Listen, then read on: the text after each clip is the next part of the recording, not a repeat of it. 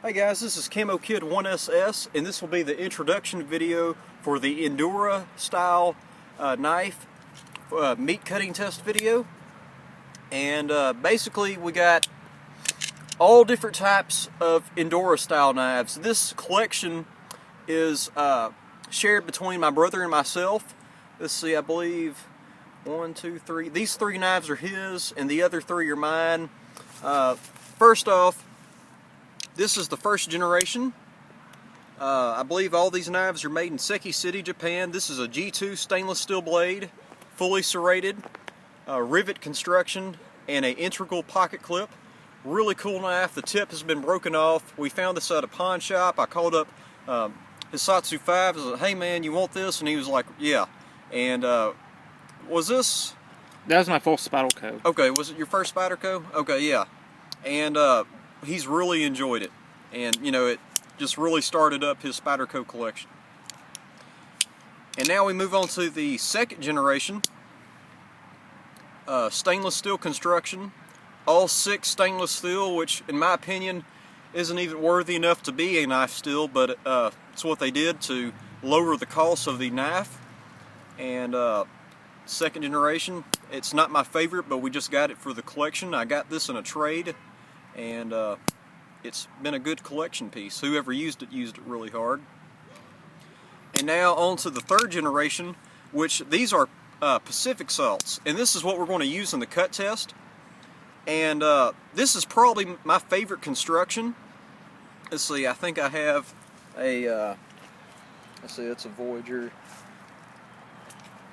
a legitimate second generation Delica.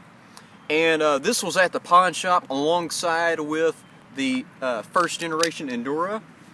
And this second generation construction with the rivets and this type of pocket clip, which I love this type of pocket clip, because like if you have a nickel or a dime or something, you can actually take the pocket clip off and you have a huge lanyard hole, like if you want to put a lanyard and use that when you're out fishing somewhere or something like that. But you can also tighten the pocket clip with like a couple nickels. And let me tell you, this is not a fixed blade by no means. I mean, these knives are adequately strong, and it's not a triad lock, but this knife has been abused. I've probably dropped this one over 20 feet when I was working at a maintenance job, and I've literally abused this thing. Has a little, well, yeah, it has a little play, like most rocker locks are expected to have over time, but it's still an awesome knife. And I took off the fully serrated edge back in the day, and I wish I didn't do that, but it's still been a good knife.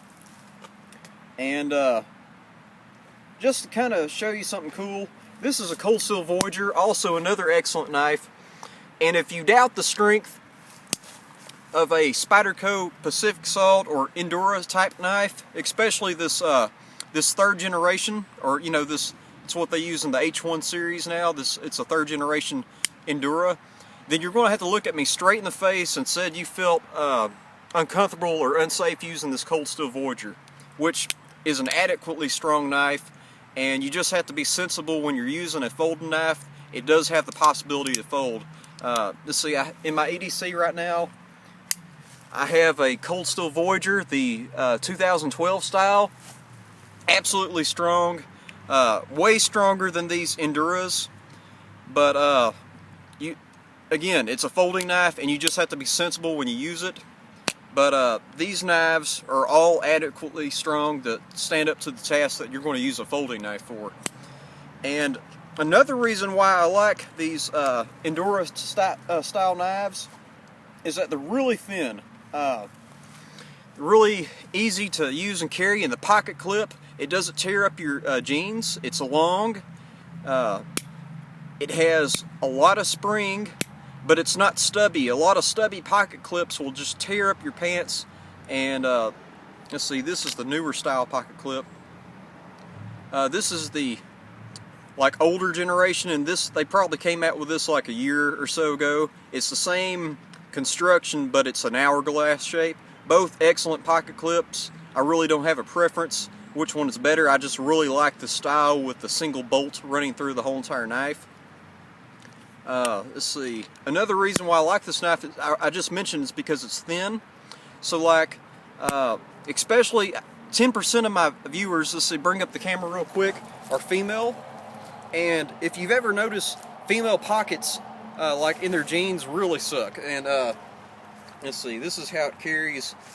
In a man's pocket, it's just fine. But a lot of my female viewers and females I've known in the past, they've really enjoyed carrying a Pacific Salt or Endura style knife, and you can actually carry it in your waistband, and you'll just forget it's there. It fits really nicely. And also when I go to like to the beach, or if I'm at a pool somewhere, and I've even, and this is to testify how great this pocket clip is, I've actually taken one of these Pacific Salts to a water park. Yeah, we both did. I'm not sure if I'm supposed to say that, but through all the water slides that I went through, I had it in my waistband right here. Never came out, always felt secure. Forgot that I really had the knife unless I needed the knife, but it's why this is probably my first, well, between the new Voyager, it's a toss-up. This one has a lot more strength, but for several reasons, I like the pocket clip, I like both the ergonomics, and I like the thinness of the Pacific Salt.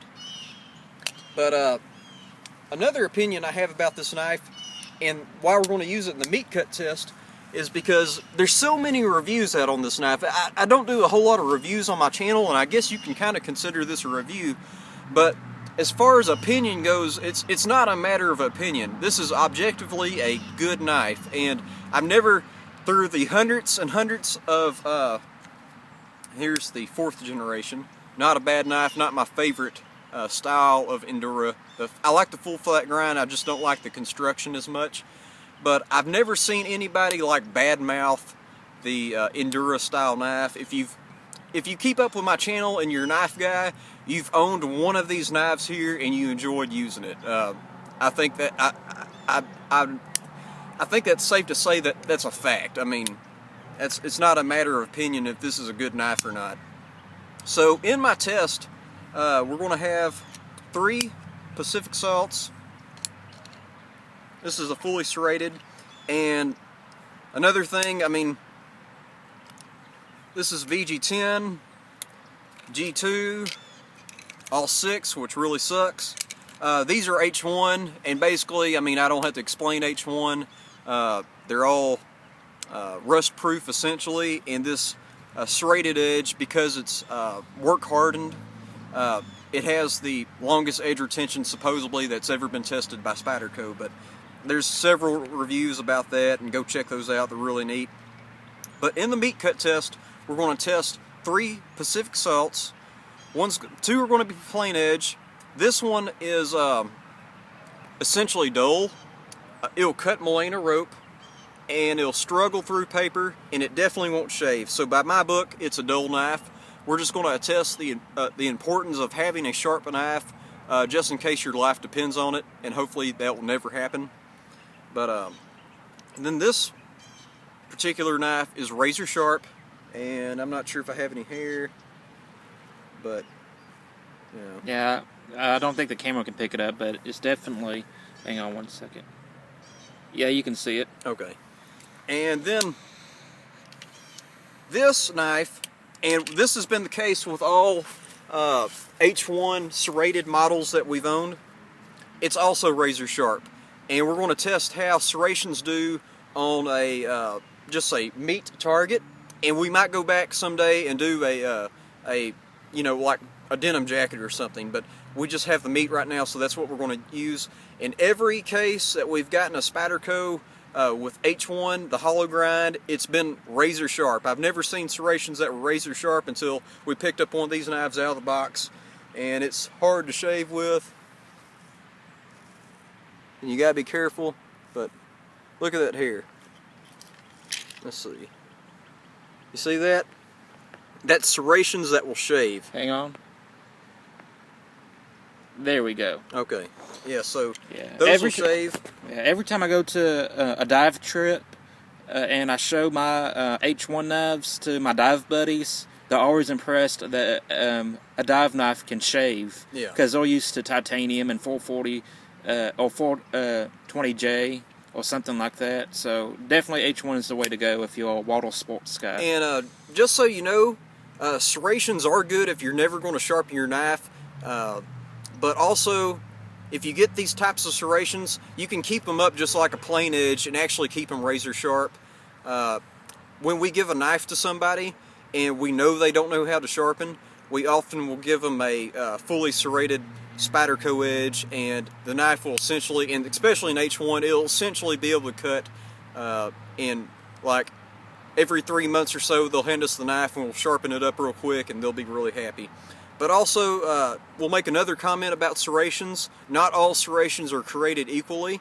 So when you see this test and you see these serrations perform the way they do, don't expect all serrations to do that.